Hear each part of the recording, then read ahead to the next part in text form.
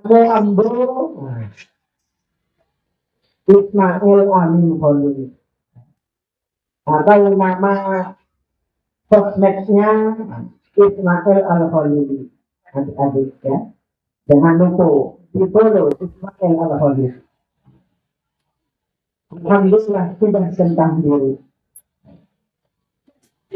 Ambo dari jauh dari Pulau Maduro. Dari Pulau Maduro. Jarak antara Pondok Nurul Yakin Al Ghazali dengan rumah saya 2.247 kilometer. Dari mana saya tahu? Bukan karena saya wali, barusan nonton Google. Alhamdulillah para adik-adik sekalian. Satu kebahagiaan bagi saya malam ini bisa duduk dengan para santri santriwati sekalian. Sangat bahagia sekali, sangat antusias sekali. Karena adik-adik sekalian, saya ini yakinnya bahwa orang-orang seperti kalian ini, para santri-santriwati itu bukanlah orang biasa. Itu bukan orang sembarangan. Tapi orang-orang seperti kalian ini adalah pemuda-pemudi yang istimewa, yang dimuliakan oleh Allah Subhanahu wa Ta'ala, yang masa depannya saya yakin akan dicerahkan oleh Allah Subhanahu wa Ta'ala. Bagaimana bisa yakin kalau itu adik-adik sekalian? Karena dalam satu hadis yang mungkin sering kita baca di dalam kitab-kitab, kalau ada di kita buka baca kitab itu biasanya di halaman pertama ini ada hadisnya. Apa hadisnya? Terjadi dari Nabi Muhammad Sallallahu Alaihi Wasallam. Mayuridillahu bihi khairan yufaqihu fi.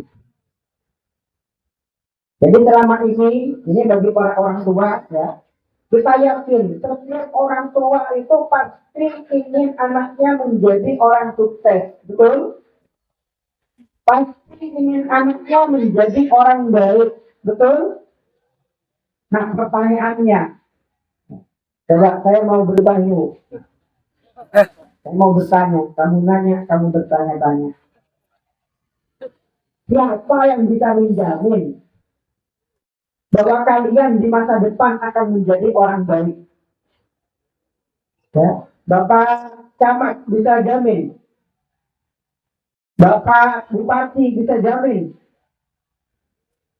Pak Ustadz bisa jamin. Pak Kiai bisa jamin. Bisa.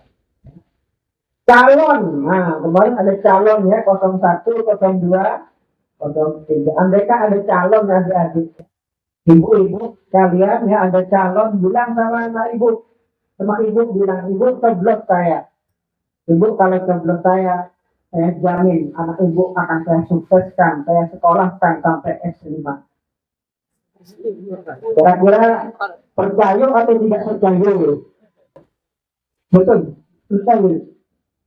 percaya atau tidak percaya? Bisa ya, tidak, namanya juga janji manusia. Tapi andaikan yang berjanji yang seperti itu baginda Nabi Muhammad Sallallahu Alaihi Wasallam.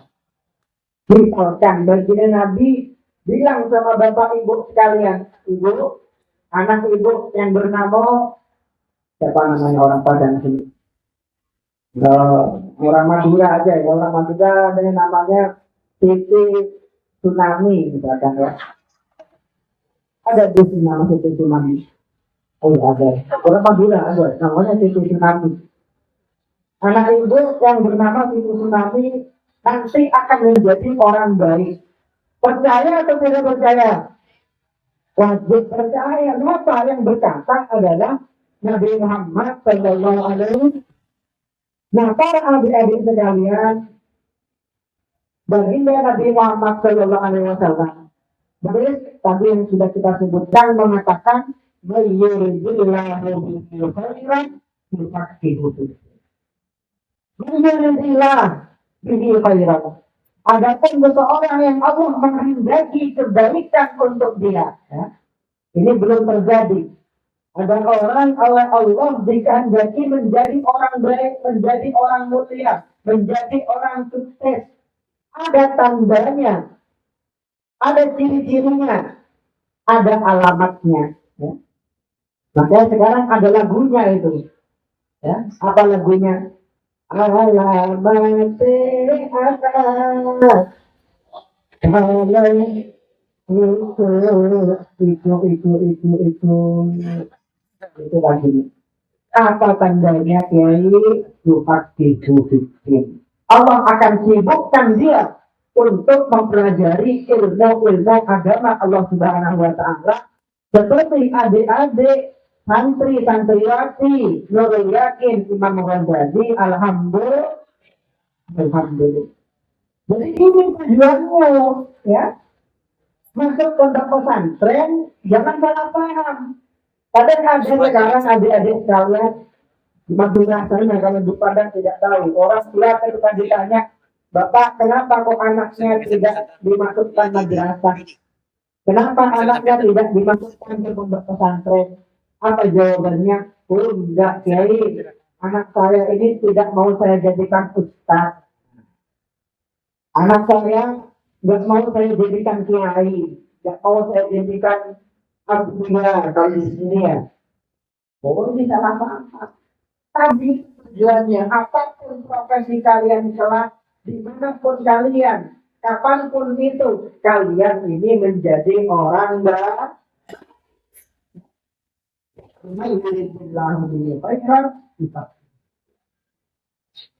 Oleh karena itu, para adik-adik sekalian, malam ini saya mau berpesan sama adik-adik sekalian. Saya ini kalau mau berpesan 100% insya Allah bisa. Kira-kira 100% benar atau tidak? Tidak pulang untuk saya oleh cukup 3 saja. Oke? Tiga. Yang pertama adik-adik saya mau berpesan kepada adik-adik sekalian ya, bahwa menjadi santri itu wajib bangga dengan kesantriannya. Nah, ini penting. Ya. Santri itu wajib bangga dengan kesantrian. Tapi seperti ini, para adik-adik. Seseorang yang tidak bangga akan sesuatu, dia tidak akan pernah mau untuk memperjuangkannya. Kita ulangi, ya. Seseorang yang tidak bangga akan sesuatu, dia tidak akan mau untuk memperjuangkannya. Jadi kalau guru saya, ya dan guru dari Buya Risman, Al-Habib Muhammad bin Hafiz, guru kami di Salim, menyampaikan seperti ini, adik-adik. Man arafa qadra ma yakrub sahula lahu ma badal.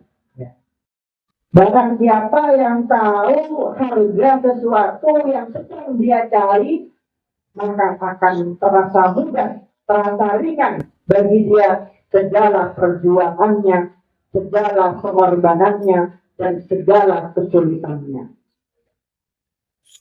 Contoh adik-adik sekalian, orang tua kalian, dengan berbagai pekerjaannya, dengan berbagai profesinya, ya, yang mungkin bahkan bekerja sehari semalam, ya mungkin bahkan ada yang merantau, ya orang Padang banyak yang merantau. Ada yang mungkin ke Malaysia, ada yang mungkin ke Arab Saudi, ya, untuk bekerja, ya, untuk mencari nafkah, untuk mencari rezeki. Itu bekerja, sebenarnya bekerja betik tulang enak atau tidak enak? Gampang apa sulit?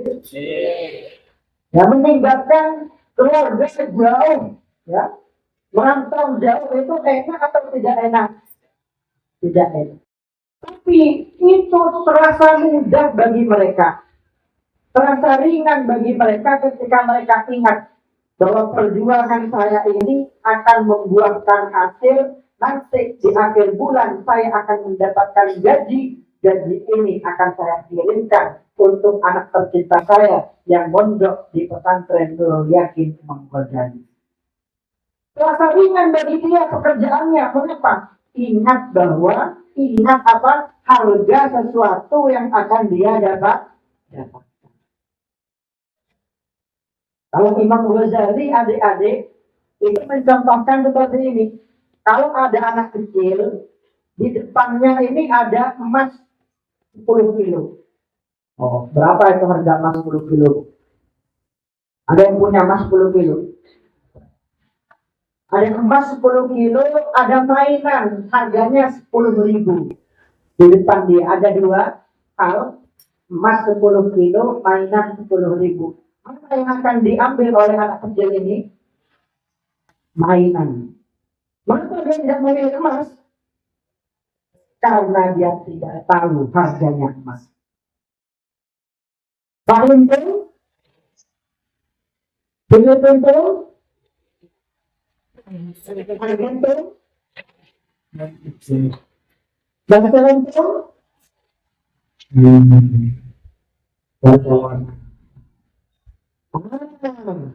Kalian adik-adik sekalian, kalau tahu betapa berharganya ilmu yang sedang kalian cari di pondok pesantren ini, andaikan kalian tahu betapa murnianya kejayaan, keberkahan yang akan kalian dapatkan jika kalian bersungguh-sungguh kaji belajar di pondok pesantren ini, maka segala perjuangan kalian belajar, murojaah, menghafalkan itu pasti akan terasa ringan.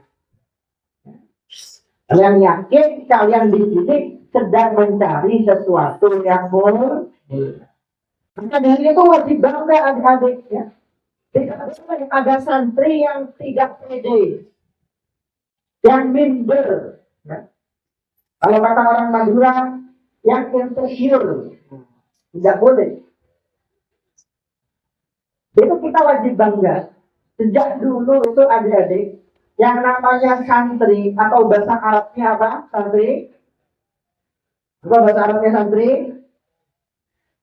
Thalibul ilmin. Ya. Thalibul. Nah, tidak semua orang itu dulu ya pantas disematkan gelar thalibul ilmin dulu. Kita belajar di Tarim sana, ada seorang guru, para ulama di sana namanya Al-Habib Abdullah bin Umar Asy-Syatiri. Dia menyampaikan seperti ini adik-adik sekalian. La yusamma talibul ilmin alladzi laisa indahu hazzun min qiyamil lail. Tidak dinamakan seorang santri orang yang kalau malam tidak bangun untuk sholat tahajud. Itu dia. Santri, ngaku santri kok bangunnya subuh. Kalian bangunnya jam berapa? Subuh. Apa itu benar subuh? Ini kata beliau ya, kata beliau. Itu santrinya santri separuh, bukan santri separuh. Ada lagi yang lebih ketat dari beliau ada, ya. Itu saya sebelum pulang dari Tarim adik-adik, sebelum pulang dari Yaman ditugas ke satu daerah namanya Inat. Inat ini tempat bersemayam dari Syekh Abu Bakar bin Sa'id. Waktu itu saya masih ingat malam-malam hadir maulid di Masjid Jami. Saya hadir maulid di Masjid Jami, tiba-tiba ada anak kecil, ya, yang mendekati saya, mungkin umurnya 7 tahunan. Anak kecil ini bertanya adik-adik, pakai bahasa Arab. Oh, Masya Allah, 7 tahun sudah bisa bahasa Arab. Orang Arab ini ya, 7 tahun ini sudah bisa bahasa Arab. Pertanyaannya, kan Ra'aita Rasulullah sallallahu alaihi wasallam fil manam. Berapa kali kamu mimpi bertemu Rasulullah sallallahu alaihi wasallam? Saya jawab, kamu nanya. Saya jawab aja. Kenapa? Karena selain ini rahasia perusahaan, betul? Jadi bukan buat dibuat status. Alhamdulillah tadi malam saya mimpi ketemu Rasulullah. Bukan seperti itu. Ini rahasia berusaha. Yang kedua, yang nanya bocil. Nah, yang nanya bocil. Bocil ngapain nanya-nanya masalah ini? Ya, nggak levelnya ya. Bocil ini seharusnya nanya apa gitu. Naruto, ya. Atau nanya apa itu Partayan FM. Nah, itu pertanyaan bocil. Nggak saya jawab. Saya jawab dengan senyuman manis saja. Keesokan harinya saya diajak berziarah adik-adik ke makam pendiri Ribat Inat tempat saya ditugaskan. Nama Habibnya Habib Hasan bin Ismail Al-Hamid. Dijelaskan oleh Ustadz yang mendampingi saya, beliau sejarahnya seperti ini. Sampai katanya disebutkan beliau ini dulu pernah berkata kepada santrinya. Apa kata beliau? La yusamma talibu ilmin alladzi marrat alaihi usbu' dalam yaran Nabi sallallahu alaihi wasallam. Dinamakan seorang santri orang yang selama 1 minggu tidak pernah bermimpi bertemu Rasulullah sallallahu alaihi wasallam. Alhamdulillah. Ini kalau diterapkan untuk kita, tidak ada yang santri. Betul. Oh iya. Tapi maksudnya apa adik-adik? Agar kalian paham, tahu bahwa menjadi seorang santri itu adalah suatu kehormatan, suatu kebanggaan, suatu kemuliaan dan keistimewaan yang diberikan oleh Allah Subhanahu. Alhamdulillah. Itu yang pertama. Menjadi santri itu wajib bangga. Ya. Bangga itu kalau kata orang Minang apa? Banggu. Aduh banggu. Oke, bangga. Ya. Itu yang dikatakan oleh Rasulullah, man utiyal Quran wa ilmahu, barang siapa yang diberikan anugerah berupa Al-Quran dan mempelajari Al-Quran, mengaji Al-Quran, faganna anna ahadan utiya khairan mimma uti, kemudian orang lain yang mendapatkan nikmat yang lebih besar daripada nikmat yang dia dapatkan,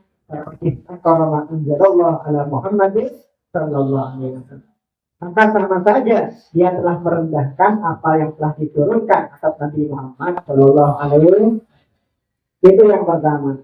Yang kedua, adik-adik pesan saya untuk adik-adik sekalian, ya, ini nanti diingat-ingat adik-adik. Saya jauh-jauh nggak datang. Nggak bawa apa-apa, sampai bawa oleh-oleh. Mau oleh-oleh. Ini saya bawa buku catatan dari Tarik.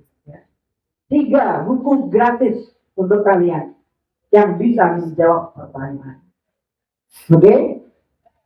Oke. Ya, gratis. TTD. Semoga diingat-ingat. Yang kedua, menjadi santri itu, ini berarti judulnya, ya, 3 kunci kesuksesan santri. Yang pertama, santri wajib menjadi santri. Yang kedua, santri itu harus totalitas. Santri itu harus totalitas. Dikatakan oleh para ulama kita, ilmu la yu'tika ba'dahu hatta tuqiya nafsaka kullaka. Ilmu itu tidak akan memberikan separuhnya untuk kamu sampai kamu memberikan semua yang kamu bisa, semua yang kamu punya untuk mencari ilmu. Nah, totalitas ini para adik-adik salah satunya dengan memberikan fokus kalian, seluruh waktu kalian untuk mencari ilmu. Maka dulu adik-adik ya, banyak para ulama kita itu yang tidak rela waktunya sedetik terbuang untuk hal-hal yang percuma. Banyak para ulama diceritakan oleh Syekh Abdul Fattah Abu Muslim dalam kitabnya Qiyamatul Zaman dan Ulama. Itu baca, ya. Ada yang pernah baca kitab ini, Qiyamatul Zaman dan Ulama. Nah, ada buku terjemahnya, judulnya manajemen waktu menurut para ulama. Ya. Banyak dijual, tinggal adik-adik ikutan, shopee.com. Di situ diceritakan seorang ulama bernama Ibnu Aqil, pensyarah kitab Alfiyah Ibnu Malik. Dia waktu umur hidup adik-adik khususnya ketika mondok, ketika nyantri, mencari ilmu, tidak pernah mau makan makanan yang dikunyah. Tahu makanan yang dikunyah? Apa makan dikunyah? Nasi ya, nasi padang ya. Ya tadi baru tahu juga kalau yang di Padang ini jarang sekali ditemukan warung nasi. Apa di warung nasi Padang ini? Oh iya, masa lebih banyak di Surabaya warung nasi Padang itu. Betul? Oh iya. Makan nasi tidak mau, makan apa? Makan roti dikunyah tidak mau. Makan apa lagi? Telo, tahu telo enggak? Apa itu? Ubi, ya, tidak mau. Ya. Maunya makanan yang langsung masuk praktis.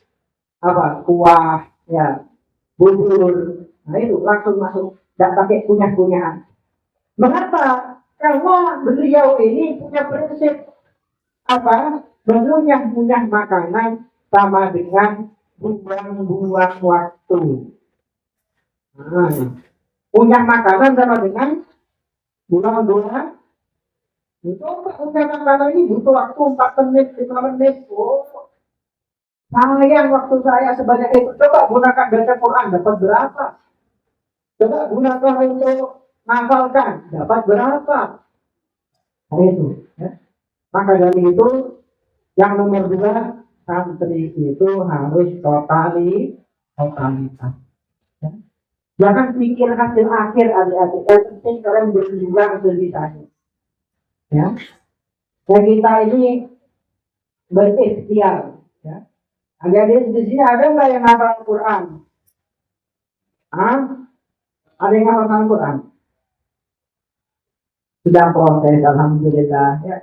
Itu dalam Al-Quran adik-adik. Ini pelajaran penting buat kita.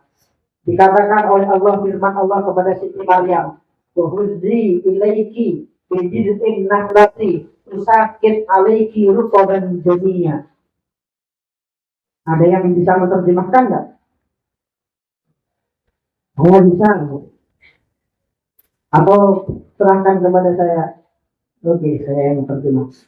Firman Allah, perintah Allah kepada Siti Maryam, "Wahai Maryam, goyang-goyangkanlah pohon kurma itu, maka akan jatuh dari pohon itu buah runtok." Runtok itu apa? Adik-adik, ada yang pernah makan runtok? Kurma muda, ya, kurma muda. Fakuli washrobi, makanlah Maryam runtok itu, kurma muda itu untuk tambahan kekuatan untuk kamu. Itu perintah Allah kepada Siti Maryam ketika Siti Maryam sedang berteduh di bawah pohon kurma, mau melahirkan, sudah pembukaan. Wanita lemah mau melahirkan, disuruh untuk menggoyang-goyang pohon kurma. Adik-adik tahu pohon kurma? Pohon kurma itu sama kayak pohon kelapa, adik-adik. Ya, kalau kamu goyang pohon kurma, pohon yang nggak akan goyang, kamu yang akan goyang. Itu mengapa kok Allah Subhanahu wa Ta'ala memerintahkan Siti Maryam untuk menggoyang pohon kurma? Padahal secara logika Allah Maha Kuasa untuk menjatuhkan pohon kurma tanpa digoyang-goyang oleh Siti Maryam. Betul? Apa hikmahnya adik-adik? Mengajarkan kepada kita artinya sebuah proses. Mengajarkan kepada kita pentingnya sebuah usaha. Kata para ulama, alainal ikhtiyar wal baqi ala Allah. Tugas kita hanya berusaha, sisanya kita serahkan kepada Allah. Itu dia. Ya. Maka yang kedua itu penting sekali, adik ya. Kalian di sini alhamdulillah ya, sibukkan dengan hal yang positif. Alhamdulillah adik-adik, kalau kalian lihat di luar sana adik-adik ya, anak-anak muda, pemuda-pemudi di jam segini, teman-teman kalian di kampung sana, kira-kira mereka pegang kitab, pegang Quran, apa pegang HP? Pegang HP ya. Kalau orang Minang main apa HP? Nonton pengajian. Main apa? Lagi itu ya. Mobile Legends kan. Itu. Kalau yang cewek, ada di sini cewek main apa itu TikTok goyang papal lagi. Ya ambil. Jadi kalian di langsung menyadari bersyukur kepada Allah. Kalau sibukkan kalian dengan hal-hal yang positif, dikatakan oleh para ulama, suka ilam tujliha bil ghairi syarwalaka bisyarri. Ya. Nafsu kita ini adik-adik, kita punya nafsu, ya. Kita punya nafsu itu jahat adik. Akhirnya min sab'ina syaitana, lebih jahat daripada sujud setan. Jahat banget ya. Memang boleh sejahat itu.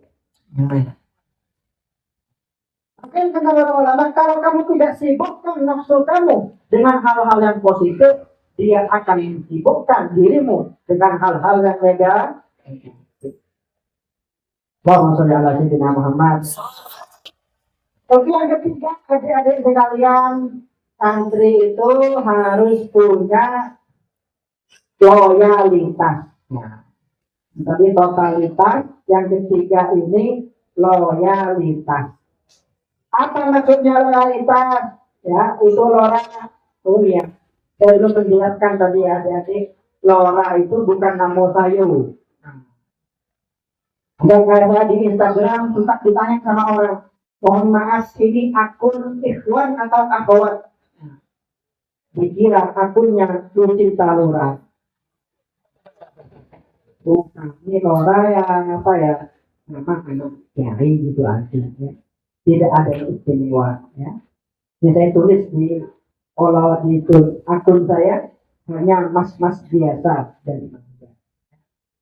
Tidak ada yang istimewa. Oke. Ada yang bertanya ya. Bagaimana tadi itu? Loyalitas. Ya. Loyalitas ini maksudnya adalah hormat, takzim, adab, khususnya kepada para guru. Ini kunci aja, kunci keberkahan. Ya, kalian kalau punya ilmu segudang, ilmu kalian segunung, ya, tapi nggak ada kuncinya, itu percuma. Ya. Ini kuncinya, makanya kata para ulama kita dulu, di balik sosok yang luar biasa itu pasti ada takdim kepada guru yang juga luar biasa. Mungkin Syekh Asy'ari menyampaikan dalam kitabnya Adabul Alim wal Muta'allim, apa kata beliau adik-adik sekalian? Allazi la yaqtaqid jalalata ustadihi la yuflih. Kalau ada santri dengan gurunya dengan pandangan yang B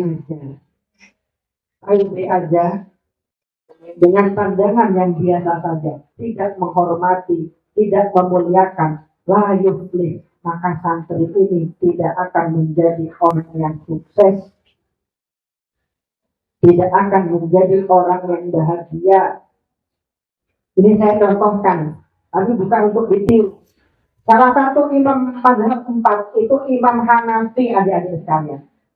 Imam Hanafi, dia pernah mengatakan, ini beliau sampai sekarang mazhabnya yang salah satu paling banyak tersebar di seluruh dunia. Kalau kita mazhab apa? Syafi'i. Kalau orang Amerika, Eropa, Pakistan, India, ya, Uzbekistan dan lain sekitarnya, itu kebanyakan mazhabnya Hanafi. Ilmunya tersebar sampai sekarang. Jadi orang mulia pernah mengatakan seperti ini, adik-adik. Jadi saya ini sudah 7 tahun. Mamadat tulis jeli ila dari Hamad ijlalan lahu. Tidak pernah saya menjulurkan kaki saya. Tahu nggak menjulurkan? Tidak pernah saya menselonjorkan kaki saya ke arah rumah guru saya sebagai wujud dari saya pada guru saya. Wakana baina dari wa dari Hamad sabu kaki. Apakah tetanggaan? Tidak. Jarak antara rumah beliau dengan guru beliau, ya, Hamad berapa jaraknya? 7 rumah. Jaraknya 7 rumah, tapi tidak pernah berani menselonjorkan kakinya ke arah rumah guru. Mulia, ya. Dimuliakan Allah karena memuliakan guru. Ya. Bahkan saya pernah baca tulisan, ya. Saya pernah baca tulisan itu di bahasa Arab tulisannya, tapi seorang peneliti dari Maroko meneliti masyarakat Jepang. Ya, jadi Jepang ini sampai sekarang termasuk salah satu negara yang paling maju teknologinya, ekonominya, pendidikannya dan lain sebagainya. Diteliti sama beliau, apa kira-kira kunci kesuksesan orang Jepang ini? Ya, ada di sini yang bisa bahasa Jepang? Ada. Bahasa Suryani ada yang bisa? Oh, belum tahu mungkin ada. Alhamdulillah ya. Gak pegang HP, alhamdulillah. Alhamdulillah, syukur itu gak pegang HP. Kan? Alhamdulillah gak pegang HP. Jadi kalau kata bersikir dulu itu ada penyakit.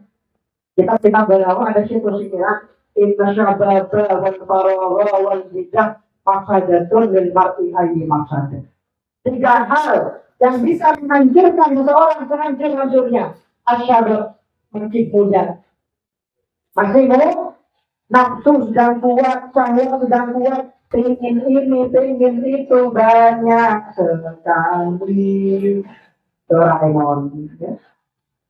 Asyabab, tidak ada kegiatan, tidak ada kesibukan. Nganggur. Yang ketiga, al-jidah. Al-jidah itu apa? Punya apa ini? Kalau kata orang zaman sekarang ini sarangnya I love you. Orang zaman orang Madura, duit. Nah, duit. Apa kata orang Minang duit?